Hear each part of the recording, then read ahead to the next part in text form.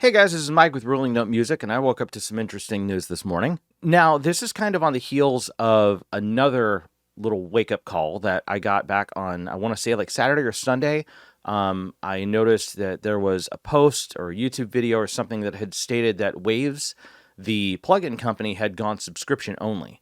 And I did not know how to take that information at the time. So what I ended up doing was I went over to their website, and lo and behold, the entire thing had been completely changed. They were only offering different tiered subscriptions for all of their plugins, or about half or some of their plugins, for different tiered prices. For $15 a month, you were able to get what's called the Essential Bundle, I believe. And then for $25 a month, you also had access to all of their plugins, everything that they've come out with. Each of those tiers as well had a yearly payment option, $150 for the Essential and $250 for the full-blown, full deal. What really shocked me is that this came completely out of left field. And don't get me wrong, I know there's a lot of people that are all about the whole subscription service thing. This isn't necessarily about those that are excited about it. I saw that there was a mild amount of excitement about Waves going subscription only, but here's the thing. Waves has been known the entire time to be a company that sells plugins at a great library of them. Depending on who you are, some of them are a little bit over the affordable threshold, but a lot of the time Waves has been known to sell plugins around holidays and stuff for like $30 a piece. So essentially what that translates to is you have the capability of getting these great plugins like $30 at a time. And you don't necessarily have to buy everything all at once. I remember back when I was an employee, I worked at Guitar Center for a very long time. When I was an employee there, Waves plugin bundles were available in the software packages. I was there a long time ago. They were selling downloads as well, but they were also selling them in box. Waves plugin bundles at that time were available for what looked like an exorbitant price. The platinum bundle would be, $600 or $700, I think. Don't quote me exactly. I'm spitballing here. I think there was a Mercury bundle that might have been like $2,500 or crazy, even higher than that. I saw them as high as $7,000. They used to be listed at an extremely expensive price, but what Waves would do is turn around and sell plugins one piece at a time for about $30 a piece. And what I did with that information was I would buy, the limiter, or I would buy the SSL compressor or something like that when it went on sale. And then one plugin at a time, I would be able to bring my collection up to date and then purchase the rest of said bundle. And it would also update it to the most recent version of that plugin as well, other plugins that I had previously purchased. That's a very loose way of describing what was called the Waves update plan, which some people were a little bit back and forth on it, but to be completely honest, I was happy to be able to build a decent plugin library one little $30 piece at a time, or sometimes if it went on sale for even less, then less. So it was nice to have that option when getting a huge amount of plugins, or when a plugin would be $60, $100, $150, $250. I had the capability of waiting. It's been really nice to do. So imagine my surprise when Waves took that little piece by piece plugin purchasing formula and had changed it flat out with no warning to anyone to a subscription only service. Now, personally for me, I don't like the idea of a subscription service. There are multiple companies that I don't necessarily agree with them going subscription only.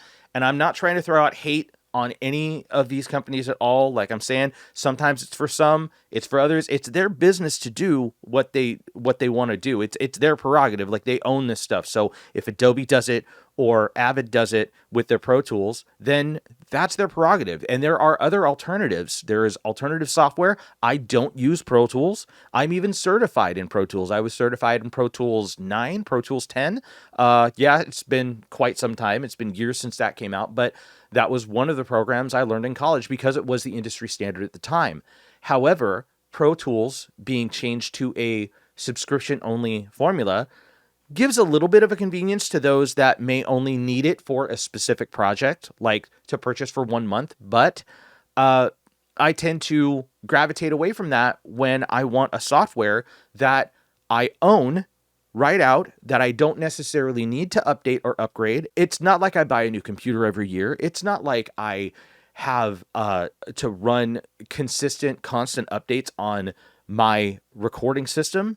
I have spent years building the system that I want. I stick with that. I've been sticking with that for a while. For me, my main program is Studio One. I'm using version 5. Yes, I know version 6 came out. I may get it later. But right now, I have the ability to stick with version 5 and not have to go with version 6 because I'm not part of the subscription service that Presonus offers. And Presonus, as a company, which I do absolutely love, they offer subscription, but they also offer the ability to purchase licenses perpetually, which I own multiple versions of Studio One software. I've been using Studio One since version 2.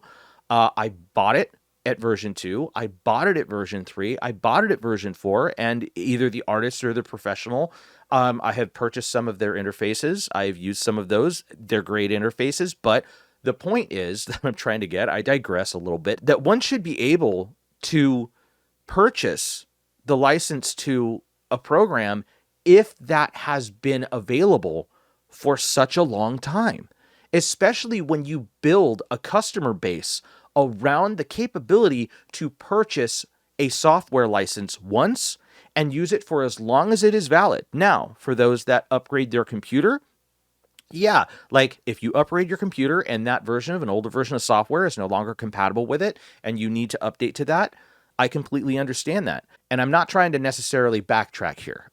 It is a business's prerogative to do what they wish, but you need to consider the fact that you have a customer base that has known you to be able to purchase software for such a long time. A company can go ahead and change to a subscription-only program, but give it some time.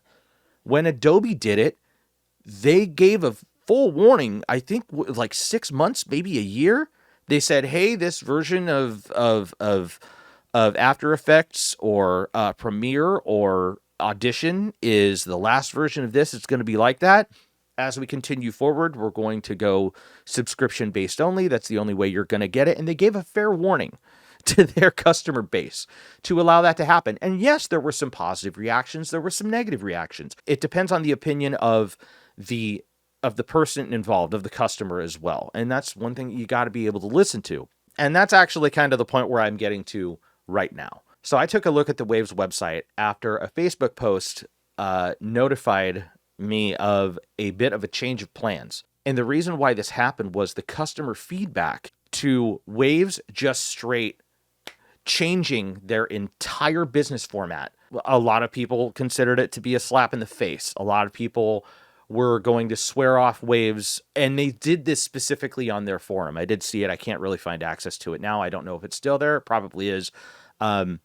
I will say that I'm not necessarily looking for it because there has been a bit of a change in the news anyway.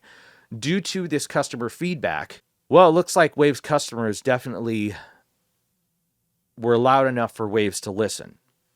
Because from what I'm seeing here, it looks like they have decided to bring back perpetual licenses anyway, which I think is a fantastic thing. You can go to Waves' website right now, waves.com, and take a look at this post here. And basically, long story short on it, so essentially it's a customer apology letter that came out today.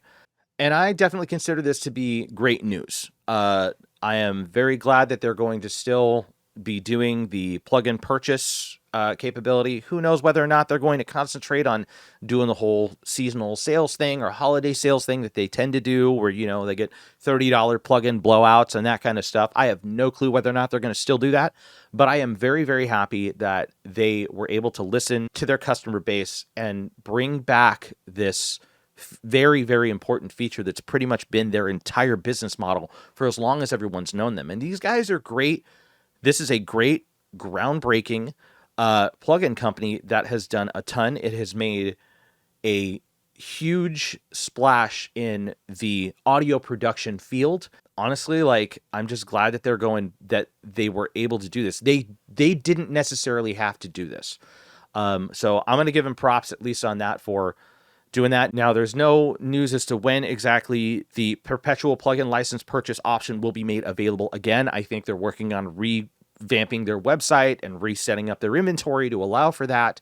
But I personally think it's nice, very nice, because it'll still allow them to announce new plugins without having that locked behind a subscription. You can't sell a single saturation plugin or a single console emulation plugin under a monthly subscription where you get everything. I mean, there's so many problems with that I could list off. The biggest one that I could think of probably right now off the top of my head is piracy would be a big issue. One of the models of the subscription process is that you are giving every single plugin loaded onto the computer and then putting a bunch of them in demo mode. It only takes a very short period of time for somebody to, and I'm not trying to say this maliciously, I really am not. I don't think it's a good thing to do, but it takes a very short period of time for somebody that is dedicated enough to crack that. And people do it all the time. You're not going to fight things like piracy. I myself don't think that piracy is particularly a good idea. It causes, on top of the moral issue, it causes a lot of computer security issues. Your system can crash. There's, risk of viruses and all that kind of fun stuff that's done along with a less than honest acquisition of major plugins like this. So, at your own risk, I guess. But to be completely honest, the subscription model is not a way to really fight that. So I don't understand why fighting piracy would be brought up as a talking point. Now, just to be clear, Waves themselves did not come out and say that that was the case. They had said it was a response to people's opinions on the Waves update plan. I don't know whether or not that would be positive or negative. Personally, I can understand the update plan because it still allows me to purchase a perpetual license. But, enough about that. I honestly think that this is very good news that they are bringing perpetual licenses back. Good on Waves, very good on Waves. And for those that want the option of a subscription, you now have that. And now they join companies like Presonus, another great company. I think Isotope also allows that. They allow perpetual purchases, but they also offer subscription purchases to those that are interested in it. And I honestly think that is just the way that things should be when it comes down to the main customer base for all of these plugin companies now, which is essentially like me, the bedroom producer. I'll be real about it. I think this is the way that things should go going forward. And yeah, I'm pretty happy about the perpetual licenses coming back. I hope they come back soon. I'll take a look at their website as soon as that's made available. So anyway, what is your opinion on the perpetual licenses coming back? What was your opinion on the subscription-only deal? I mean, did they need to bring this back? Do you think that they needed to bring this back? Please leave a comment. Let me know what you think. And yeah, I guess I'll see you guys on the next video. Thanks a lot. Talk to you then.